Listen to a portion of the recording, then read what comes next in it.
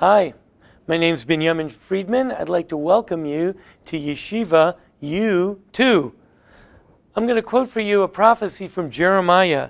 Jeremiah says in chapter 29, verse 10, "For thus says Hashem, after 70 years of Babylonia have been completed, I will attend to you, and I will fulfill for you my favorable promise to return you to this place." Before the temple has even been destroyed, Jeremiah is prophesying that the temple will be destroyed by the Babylonians, but 70 years after Babylonia, the Jews will be brought back to Israel.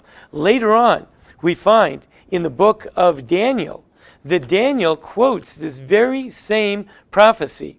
And Daniel refers to the prophecy of Jeremiah by name, and Daniel says in chapter 9, verse 2, Daniel says, "In the first year of his reign, I, Daniel, contemplated the calculations, the number of years of which the word of Hashem had come to the prophet Jeremiah, to complete the 70 years since the ruin of Jerusalem." Daniel says that there's going to be 70 years and then we're going to come back. But he says it's 70 years from the ruin of Jerusalem. Jeremiah says 70 years from Babylon. How do we calculate that?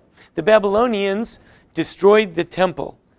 The Babylonians first invaded Israel and destroyed the temple 11 years after their first invasion of Israel.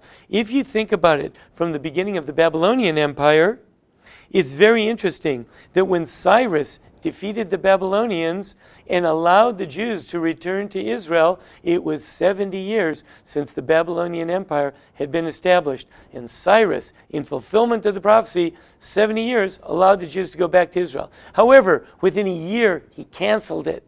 And he said, no, the Jews can't go back to Israel. First of all, people in Israel were slandering the Jews. And second of all, Cyrus didn't want all the Jews to leave his empire. Bad for the economy. So Cyrus canceled it, and the building of the temple was canceled. Cyrus reigned another couple of years. Then after him came Achashverosh. And then after 14 years of Achashverosh, who was the king in the Purim story, Achashverosh was assassinated. His son Darius took over, and Darius allowed the Jews to return to Israel. That was 70 years after the temple had been destroyed, to fulfill the prophecy that had been made by Jeremiah. The 70 years after the temple was destroyed, in Daniel's words, the Jews would be allowed back, and they were. They rebuilt the temple. It stood for 420 years. Interesting, though. Why did God do it that way? Why did God have us return and then stop and have us return again? You know, if we look at modern history, we find a very contemporary parallel. Look how we've returned to Israel. But we haven't really returned to Israel. You see that redemption, God's method of redemption, comes in stages. Perhaps God has a plan, and perhaps God's plan is that were to be suddenly redeemed, it might be too much for us as a people, and therefore we go through stages, and we get a step ahead, and then things seem to take a step backwards, and then another step ahead again.